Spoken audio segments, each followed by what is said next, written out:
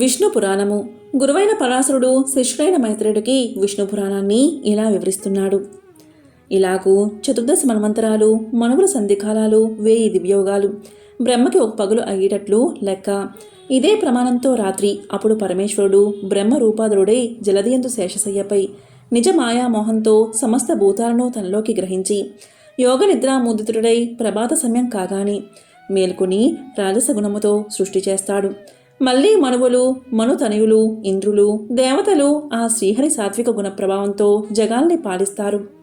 కృతయుగంలో శ్రీహరి కపిలాదుల రూపాలు ధరించి జీవలోకానికి జ్ఞానోపదేశం చేయడం, త్రేతాయుగంలో చక్రవర్తి రూపాలలో దుష్ట శిక్షణ, శిష్ట రక్షణ చేసి ధర్మాన్ని పాలించడం, ద్వాపరంలో వేదవ్యాసుడై వేదాల వ్యాప్తిని కలిగించడం చేయడం పనిగా ఉండి కలియుగంలో కల్కి అయి వేదశాస్త్ర మార్గాలకు ఆపద రానేక కాపాడతాడు.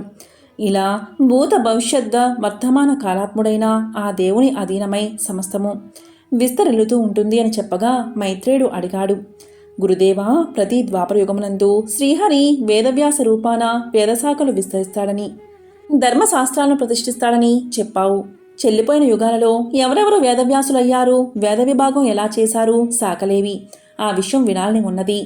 మైత్రేయుడి మాటలు విని పరాశరుడు ఇలా చెప్పాడు, మైత్రేయ, వేదశాఖలు ఉపశాఖలు చాలా ఉన్నాయి. వాటన్నిటినీ వివరించి చెప్పడం ఆ 4 యుగాల వారికి కూడా సాధ్యం కాదు. కాబట్టి నేను విన్నంత సంక్షేపంగా చెప్తాను విను. భూజనులకు తేజస్సు, వివేకము, ధైర్యము చాలా తక్కువగా ఉంటాయి. వారికి అవి సంతృప్తిగా కలిగించాలని పుండరీకాక్షుడు ఏకరూపాన ఉన్న వేదమును 4గా విభజించాడు. ఋగ్వేదం, యజుర్వేదం, సామవేదం, అథర్వణవేదం అని వాటికి పేర్లు. వాటిని శాస్త్ర పురాణాది సంఖ్యలుగా 18 విద్యలుగా బ్రహ్మ మొదలుగా నా వరకు నా కొడుకైన కృష్ణ ద్వైపాయుడు అన్నవాడు వేదవ్యాస రూపాలు ధరించి విస్తరింపచేశాము. ద్రోణపుత్రుడైన అశ్వత్థామ ముందర ద్వాపరయుగంలో వేదవ్యాసుడు అవుతాడు. ఇలా ఆయా మన్వంతరాలలో ఒక్కొక్కడు వైష్ణవ అంశతో వేదవ్యాసుడై వేదాలను ఉద్ధరిస్తాడు. నా కొడుకు కృష్ణ ద్వైపాయుడు వైష్ణవ మహిమతో విరాజులతో ఉన్నాడు. కాకపోతే అలాంటి కవిత్వ రచన ఇలాంటి వాడు చేయగలడా? మునుపు వాల్మీకి బ్రహ్మవాక్కును అనుసరించి రామాయణం 7 కాండలు 500 సర్గలతో 24,000 శ్లోకాలతో సహా రచించాడు.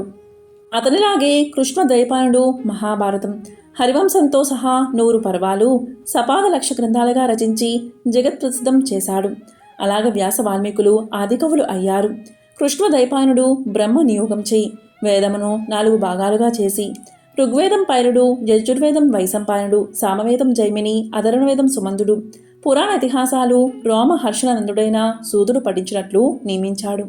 వారు వారి వారి శిష్య ప్రశిష్యులచే వాటిని చదివించగా వారి వారి పేర 1000 శాఖలుగా విస్తరిల్లాయి.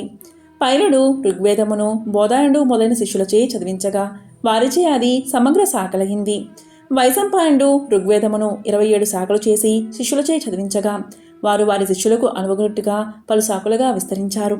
వైశంపాయన శిష్యుల్లో చెప్పదగినవాడు బ్రహ్మరాతముని కుమారుడు యాజ్ఞవల్కుడు. విశిష్టమైన తపశక్తి గల బ్రాహ్మణుడు. ఆ విధంగా గురుని దయకు ప్రేమకు పాత్రుడయ్యాడు. ఒకనాడు ఆ యాజ్ఞవల్కుడు వేదాంత విచారణ జరుగుతూ ఉండగా అక్కడ ఉన్న ముళ్ళందరూ వినేట్లుగా బిగ్గరగా అన్నాడు, 7 రాత్రులలో మా గురువు బ్రహ్మహత్య చేస్తాడు. దానివల్ల అతనికి వచ్చే పాతకమును నేను పోగొడతాను. అలాంటి మహిమ గలవాడిని. వాడి మాటలు శిష్యుని వల్ల వినినా వైశంపాయనుడు కోపం వచ్చినా తనపై ఎంతో భక్తి కలవాడని అప్పటికి సాధించాడు. తరువాత వేదాధ్యయనం యథాప్రకారం చేయిస్తూ వాని పడసరి మాటలకు ఓర్వలేక ఒకనాడు తన్నాడు. అది బ్రహ్మహత్యతో సమానమే. ఆ పాపం ఎలా పోతుందో మార్గం చూడండి అని శిష్యులతో అనగా అప్పుడు యాజ్ఞవల్కుడు, అది పోగొట్టే శక్తి కలవాడని నేనే, మీరు అలాంటి శక్తి కలవారా అని అనగా వైశంపాయనుడు కోపగించి, ఏరా, నా ముందు బ్రాహ్మణింద చేస్తున్నావా? ఏమి నీ గర్వం? నిన్ను చూస్తే కోపం రగులుతుంది. నా ముందు ఉండకు. ఇంతవరకు నేను చెప్పిన వేదం కక్కిపోరా అనగా యాజ్ఞవల్కుడు పాదాభివందనం చేసి, మీ యందు నేనెంత భక్తి కలవాడనో మీకు తెలుసును. నా మాట నా భక్తికి రూపం. అది గర్వం కాదు, క్షమించండి అన్నాడు. కానీ వైశంపాయనుడు సాధించలేదు. సరే అని యాజ్ఞవల్కుడు రక్త రూపంతో వేదాన్ని కక్కి ఇంకొక దగ్గరికి పోయి గురుని బ్రహ్మహత్యా పాతకం పోవడానికి తగిన వ్రతాలు చేస్తూ ఉన్నాడు. యాజ్ఞవల్కుడు కక్కిన వేదమును తిత్తిరి పక్షులు మింగగా ఆ శాఖలకి తిత్తిరాలు అనే పేరు వచ్చింది. తరువాత యాజ్ఞవల్కుడు గురుని దోషం పోగొట్టి నిర్దిష్టమైన బుద్ధితో ప్రాణాయామం పాటిస్తూ తపశ్శక్తితో మహిమాత్ముడు అయ్యాడు. సకల వేదమయుడైన సూర్యదేవుణ్ణి ఆరాధిస్తూ ఉండేవాడు.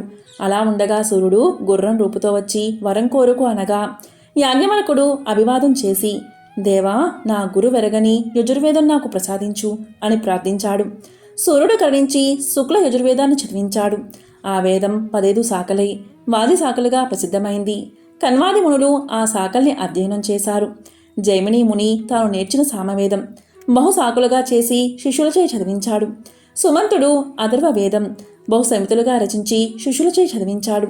వేదవ్యాస శిష్యుడైన సూతుడు పురాణాలను ఆఖ్యాన ఉపాఖ్యానాలతో తన శిష్యుడైన సుమతి, అగ్నివర్ణుడు, మిత్రుడు, శంఖపాలుడు, కృతవ్రణుడు, సావర్ణి అనే 6గురిచే చదివించాడు. వారి వల్ల అవి భువనమంతటా వినవచ్చాయి. బ్రహ్మాండము, వామనము, గారుడము, స్కందము, కూర్మము, భాగవతము, ఆగ్నేయము, మాత్సల్యము, లైంగము, మార్కండేయము, కూర్మము, వైష్ణవము, శైవము, నారదీయము అని 18 పురాణాలు. అవి సర్గ, ప్రతిసర్గ, వంశ, మన్వంతర, వంశాభిచరితములని 5 లక్షణాలు కలవై ఉంటాయి. ఇప్పుడు నేను నీకు చెప్పుచున్నది వైష్ణవ పురాణం. ఇది వేద సమ్మతం, సకల భువన స్థితిగతులకు ఆధారభూతుడైన విష్ణుదేవునకు సంబంధించింది. సర్వలోక సమ్మన్యాయం.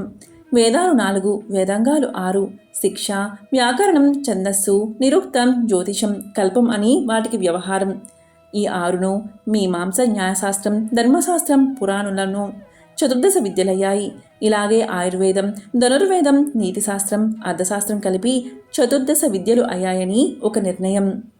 బ్రహ్మర్షులు, దేవర్షులు, రాజర్షులు వీటిని చెప్పడానికి అర్హులు అని చెప్పగా మైత్రేయుడు అన్నాడు, సరే, వినవలసినవి విన్నారు. ఇక వినవలసిన విషయం. పాతాళ, 7 లోకాలు, 7 సముద్రాలు, 7 ద్వీపాలు, 7 లోకాలు గల బ్రహ్మాండ బాడం నడమనున్న స్థూల సూక్ష్మ రూపాలు. ఇలా ఉండే జీవులు కర్మబంధానికి కట్టుబడి మరణించి యముడిచే వివిధ శిక్షలు అనుభవిస్తూ ఉంటారు. ఆ యాతనరాని విధి ఏమైనా ఉందా? ఆ విషయం చెప్పవలసిందని మనవి అనగా పరాశరుడు ఇలా చెప్పడం ప్రారంభించాడు. విష్ణు పురాణము. ఓం నమో నారాయణాయ.